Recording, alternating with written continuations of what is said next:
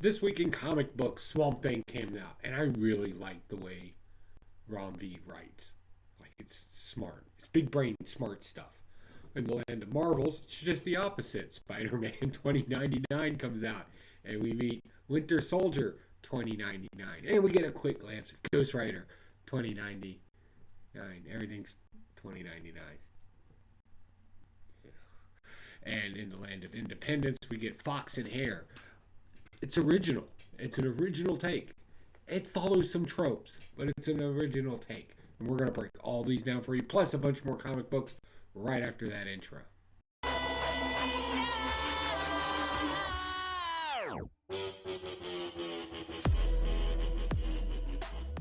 And Pocan Joe, and as always, you're super cool for coming by. I want to thank you for coming by for this week's comic book haul and review. Let's jump right into it. Let's just get right into it, and let's talk about Swamp Thing. This is smart. I like this. So in this whole Swamp Thing mythos, they kind of do this Avatar thing where they take, extremely complicated systems. I think is the best way, like nature and rot and death and things like this, and they make avatars out of them. In this one, we get our introduction to the mechanical one, and I always liked mechanics and gearings and things like that. They're obviously going to be the bad ones in this because it represents industrialization, right? So it's the polluting thing, and it's a little rough on that, I think, but for the most part, I really like this. We also meet I'm going to go ahead and say what's going to be the avatar of our green energy type of thing, because we meet a character. He's kind of representing perpetual motion or energyless start and stop motion. It's a big brain to wrap your head around. It's easier just to make it a character, right? And they kind of do that in here. This is smart. And, of course, from the first run where Swamp Thing went against his brother, nobody dies. They're here. And he's the one that's willing to go that extra step and drop that body sort of scenario. It's cool. I like the way this is written. And I didn't think this would be my kind of book, but I really am enjoying it. Also, we get a quick appearance of Green Lantern in this. We got some planet pod thingies surrounding Earth, right? And, of course, Swamp Thing can talk to plants. It's kind of like, if it was underwater, Aquaman can talk to the goldfish, right? I think that's kind of... It's a cheap connection, but all right, I'll go with it. And he knows that they're wanting to come for an invasion, so that should be interesting. We'll see where that takes us, because I'll definitely be picking that up. Amazing Spider-Man. So this is getting good, and it has the good parts of it have nothing to do with Spider-Man, in my opinion, in my humbled opinion. I know a lot of you are Spider-Man fans out there, and I can already hear you hit the cap lock button, about to give me my what's what. But just hear me out for a second. I think it's about time we got this type of Tombstone. Tombstone being the villain. I like him. Like, he gives this kind of scenario. It kind of reminds me of this, like an old Western, right?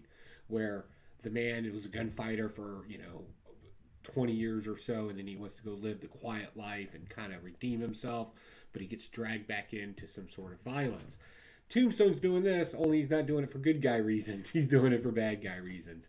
There's going to be a gang war, a gangland style war here, and Tombstone's had enough. And he's even told his daughter, I don't want you involved in this. There's a reason why I capped my teeth. I live in a mansion. It was to be this other thing, but it's not me. And then, rips the caps out of his teeth, so he's got his old-fashioned pointy teeth in it. Oh, it gets dark, and I like it. And Spider-Man's an okay character in it. It's Spider-Man. They didn't really change much about him, or his character, or his mythos, or his dialogue, or his mannerisms in any way whatsoever. But they're really kind of focusing in on the villains on this one, and I'm enjoying it. I'll be honest. That's my thing, right? Good stuff.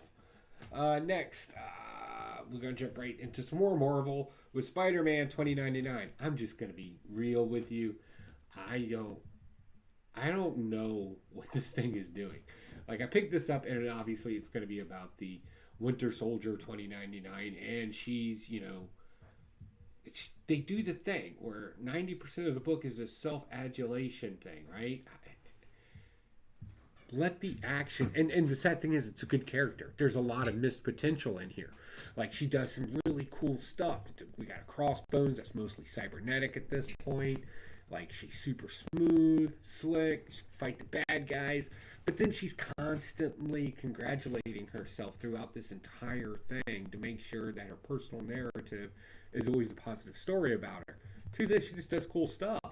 So why all this extra nonsense in here? It doesn't make any sense. It's almost like somebody's just feeding their own ego at this point. I know I have a huge ego. I know what it's. I know what my internal narrative is. It's constantly complimenting me. So there you go. Winter Soldier 2099 is a female version of Pocan Joe. Congratulations. The list is Punisher. Now, I know there's been a lot of controversy over his symbol, being changed, and a lot of people are like, oh, they changed his symbol. It makes sense in this story, and I still don't like it, though. Like, it's just kind of weird looking. But we finally get the true origin story of Punisher and his very first kill. And guess what? Of course, it happens when he was like 10, 11 years old. And it was some straight up MacGyver stuff. Like, he read a couple of books and learned how to make homemade napalm. Again, another character reminds me of myself. This is good. I like this.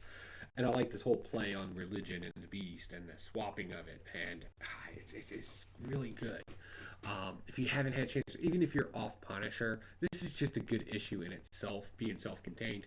Because we know that Frank Castle's wife's back, and it looks like they're going to be bringing back the kids too, because his wife is kind of losing her mind, right? Which happens, the dead lose their mind when they come back. Have you not seen a horror movie, right? Pet Cemetery? But still, good stuff going on in here. I forgot, it was so smooth. Like, instead of, like, he had his little tiny BB gun thing, and he's, like, shooting cans, right? And then he's like, oh, the guy's beating everybody up, I'm going to pop him. And then he's like, nah, I got a better idea. I'm going to set this Joker on fire.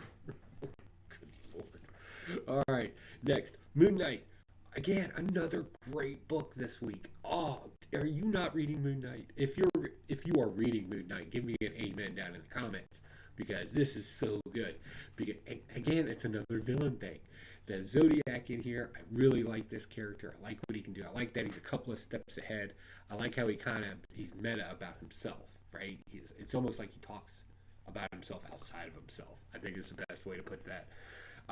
He's sarcastic. Everything's just kind of a joke to him, but he's doing this for reasons to better Moon Knight, because he feels that Moon Knight's being kind of contained by Khonshu and friends and the mission and all this other stuff, right? He just wants Moon Knight to be free and go do the things that he likes to do. It's almost like a Joker and Batman scenario, right? Like, you complete me type of weirdness to it, and it's so good. I'm very much enjoying it. And then I read Hulk. How's that for a transition? Right? I want this to be good, and it's not. It's just not. This whole Owen being trapped in Mjolnir type of thing. The whole Tony Stark doing a mech suit with celestial armor, and the Hulk so overpowered at this point that it doesn't even make sense.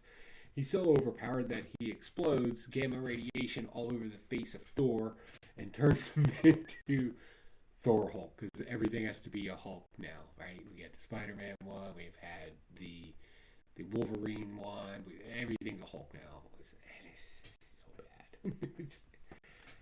I don't know.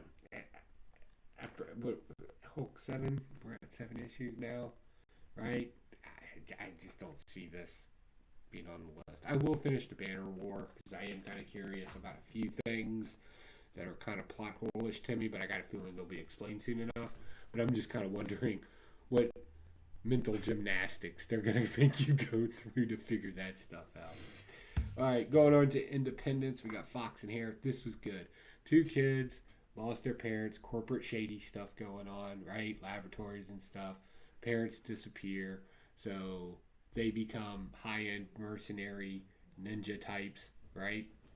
Guy and girl, love the names. We got a quirky little hacker who stumbles across the wrong type of information, and just for a little added more flavor, we throw some mysticism, woo-woo reincarnation stuff in there too. So we got tech, we got mysticism, and it's good. It's good. Like it's like, I picked this up on a whim. I'll put it that way. I didn't flip through it or anything. I was counting my books up, and I was like, I'm a little short this week. Let me just pick something up. And I'm super glad I picked this up. I really am. It's good, and I enjoyed it. The art's in it's a little basic, but for the most part, I like the action scenes in it. I like the whole idea of guns and swords being used, right? Guns to keep distance, swords to get close. It's kind of the theme in this. And it's also the way the dialogue works, too. Like, some things are very personal, some things are very shallow, that when they're talking to people and dealing with people. So I really like it. It's smart writing, and I like it. Last but not least, and this one we got to break out the notes on, guys, because this one gets weird. And, of course, it's weird because it's Department of Truth. So right there in the beginning, we meet an individual, and I came up with a little hunch that this character is significant in some historical way. The reason being is because Lee Alfred Oswald and these other characters they use throughout here and situations and stuff like that are always connected to some sort of historical event. So in this one, in particular, right in the beginning, right after the Cold War, our boy Oswald meets a Gregor Petrov, and I was like, why does that name sound familiar, right? So this is where things get weird. And he's at the time, he was the director of the Department of Lies, right? So you got Department of Truth, Department of Lies, Russia, U.S., Cold War era, right? You got all that cool cloak and dagger type stuff. And the way he spoke in this, again, falls very much in line with the way I view the world in a lot of sense. Like, there is no greater good that ends a story. Everything is just perpetual at some motion or at some point in motion. So the weird thing about this guy, and I want to be sure I get this right, he was the head of the Russian Department of Lies, okay, in the book. Let's see here. Who was he, though? He was a left-wing social revolutionist activist during the Russian Civil War, this early 1900s. Let's see here. Later had a role in the military as the commissar of the Baku range of Russia. He was a military guy, right? Higher ranking military person. Let's see. He was executed by firing squad in 1918. Him and Avi Oswald have a past during the Cold War days, and now Petrov is dead. And this is where the mystery kind of sets off in the book. Other than personal drama stuff with our main characters, I really like the cloak and dagger stuff that's going on in here. And I never thought I'd be one of those, aging gentlemen, right, that gets into like spies and intrigue and stuff like that. But and this one does it very well. It very much gets you in because you can remember, if you're my age, you can kind of remember the Cold War era. You kind of remember the end of it, down with the Berlin Wall and all that. So I really like it for that. But the frenemies, if you will, of these two agencies, his friend's dead, and now the mystery's afoot. So now they got to figure out what happened. So that's pretty much my haul and review for this week. What did you pick up? Did I miss something? Is there something out there I should be reading? I'm happy to give it a review. Definitely let me know. Further things going on. So we've started the big project over at Evil Layer Projects and Builds. Yeah, this one's going to be hard. We're going to try and get this done as quickly as possible, though. We're redesigning the Evil Layer. Ta-da! And, we're going to make it more evil. So, yeah, that, and sometime here in the near future, I'm going to be over at Gary B's Casual Collectors channel. I will be in, I believe, the hot seat. So, if you don't know Gary B, the Casual Comic Collector, you can check down below. His link will be down below. Great guy, interviews people in the community. Huge Conan, Red Sonja fan. He's a reader of comic books, not just a collector. And he interviews a lot of people in the comic book community. So I'm sure almost one of your favorite YouTubers will be on there if you take a peek, if you haven't before. So that's it. I got to go to the paint store. Yeah, that's how far I'm going with this. I spackled all night last night. I got to go paint now. All right, guys. I got nothing else. I'll talk to y'all later. Bye.